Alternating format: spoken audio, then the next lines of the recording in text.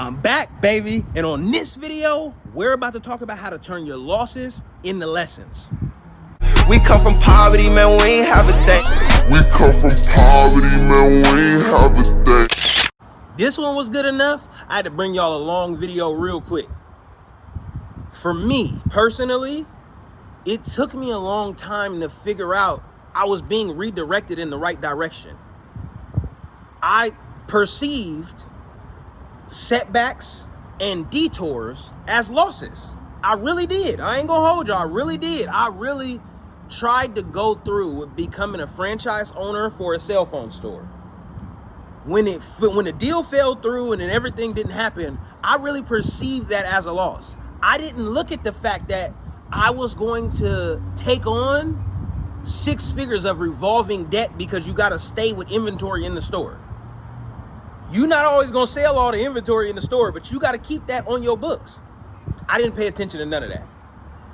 Going from that, when I worked at Verizon and they went through a different ownership, and they said the new ownership, my background didn't pass the new ownership. So my background passed the first ownership group, but the new ownership group was like, nah, we got to get all of them borderline criminals up out of here. We clean a suit. I perceived that as a loss. I was like, man, this was a good job and all. I realize now what I didn't see then. So those are some of the principles I want to share with you now. Let's start with number 1. The first step in the process is fully understanding and evaluating whether the thing that you want and your desired outcome are on the same accord. Because for a lot of my losses that I didn't perceive as lessons, the thing that I wanted wasn't on the same street as the thing that I was going after, like the grander outcome. Let me give you a scenario. The job was a means to get the money, and the money is a means to be able to spend time with my family. Me becoming a small business owner in that capacity and buying a job was going to steal the time away from my family until I was able to hustle up enough money to be able to hire enough employees that would give me my time back. So there's no guarantee that second thing was going to happen. The world, God, Allah, whatever you want to call them and whatever you want to call it, the Spirit said these two things are not on one accord. You said you value your family. I'm going to put you with your family to go figure it out. And if I would have had that mentality and understanding that the thing that I wanted in the first place wasn't the thing that was going to get me to my end goal. Make sure you have your end goal in mind each step of the process. When you're starting the business, when you're applying for the jobs, when you're creating a family, when you're meeting the person that you're meeting and you're encountering and starting that relationship, really ask yourself, are those red flags you're willing to deal with forever? Because if they're not, get up out of there, man. Because what you could do is end up having to deal with those red flags forever, whether you're in a relationship or not. If you procreate, if you create life, those are red flags that you're going to bring into your unlimited future. So make sure you evaluate whether the end goal and the current process are aligned on the same street.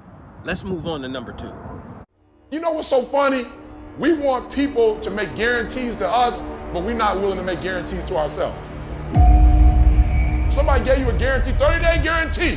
In 30 days, if you don't make what they told you was gonna make, you got an attitude, you want your money back.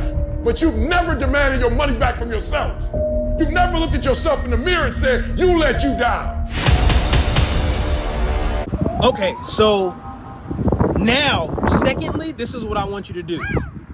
Please understand that there's a greater purpose. There's a greater purpose for everything that's going on. The detour that you got on the freeway might have saved you from an accident that you might have been included in. There is a greater purpose. I need you to take some of those manifesting energy and incorporate that into your daily life. You are not in a rush to get anywhere because you are going to get exactly where you're going to get in the time that you're supposed to be there. So if you're supposed to be 10 minutes late to save yourself from some unimaginable harm, then you're supposed to be 10 minutes late.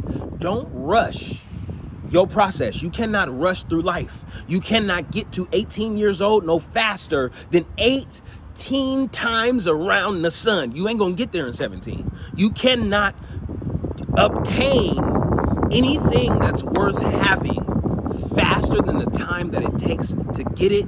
So, number 2, please be patient and understand the process is going to work as long as you work the process. Let's close this out with the last one.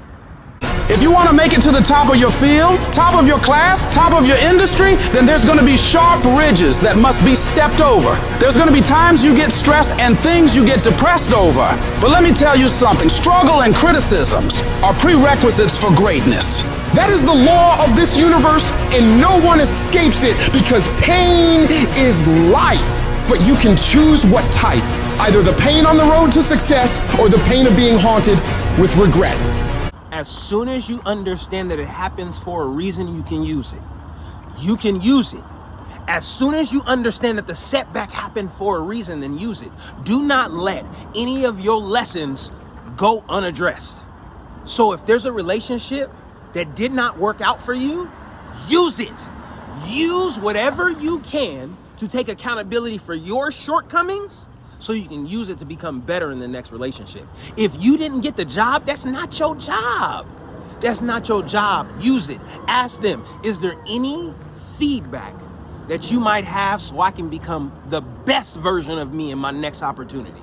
Use it. If you did not get into the school that you wanted to get into, please understand that you're going to go to the school you did go into, and you're going to use the reason why you didn't get in to potentially get inside of their graduates program. Use it. Don't. If the business blew up, it did. It did. You went bankrupt. You spent all the money. The business went bankrupt. You had to close it. You had to file for the chapter 7, 11, and 12. Use it. Because now you know how to structurally operate a business. I'm talking about if you had to go bankrupt, you can become a bankruptcy counselor. You can take people through the process of filing for bankruptcy and still keeping their car, and still keeping their house in their name, and still moving their business from their personal name to their LLC name. You know something, use it. You've been through something, use it. Do not let it go unaddressed or unaccounted for. You have done the thing, you've been to the mountain, now use it. So now that we got all of that out of the way, guys, what I want you to do is watch some of them lives, man. I'm gonna put the live right there. Watch some of them lives, man. We be going live. I be working the kinks out. It be bugs. Man, listen, sometimes the internet be on, it don't be on. I ain't know that you couldn't send the hotspot from the phone to the tablet and then keep driving, because some areas it ain't going. Man, we be working it out, but we trying to bring you guys the most valuable content we can in 2024. Please do all of the stuff. Give us feedback, whether positive or negative. I'm willing to take all of it so we can grow together. And we willing to see you guys at the end of this week.